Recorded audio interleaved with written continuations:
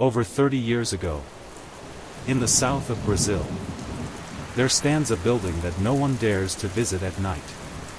The São Bartolomeu Hospital of Itapiranga was shut down in 1989, after a mysterious outbreak that was never explained by the authorities. They say the place was evacuated in less than 24 hours. But Ward number 3 was never silent again. Some locals swear they still hear screams.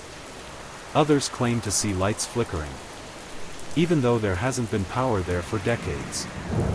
This is the story of the hospital, where death was never discharged. The São Bartolomeu Hospital opened its doors in 1956. From the very start, strange things happened. Medical tools went missing. Bed sheets appeared stained with fresh blood.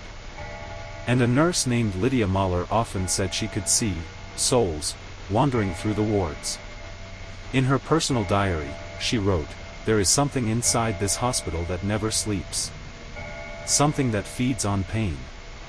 In the winter of 1989, a patient was brought in with high fever, bleeding eyes, and delirious whispers about voices coming from the ceiling. Within 72 hours, 23 people were dead. The authorities blamed a rare bacteria, but the doctors insisted there was no scientific explanation. Every autopsy showed the same thing. Their hearts were completely dry. Panic took over the town. The hospital was sealed overnight. But not everyone made it out. 2 days later, a rescue team entered the building.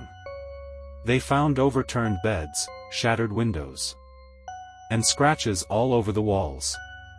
At the operating room, there was only one person still alive.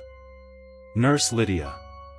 She was sitting in silence, staring at the floor, murmuring the same phrase over and over again, "They didn't let me leave.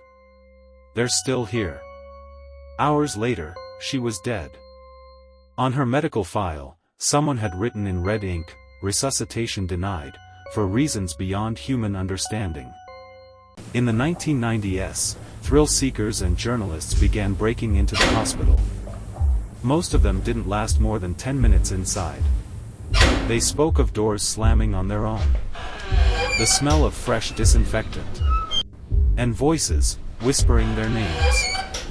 In 2001, a group of college students recorded an audio tape inside. The recording ends with static, and a single phrase, buried under the noise, "We're not alone in here." The tapes were handed to the police. Days later, they vanished. Today, the hospital stands as a ruin, swallowed by the forest. But locals claim that on cold winter nights, the windows on the second floor still light up. Some believe the outbreak wasn't biological, but spiritual. That the hospital wasn't closed. It was sealed. And anyone who goes inside never leaves quite the same.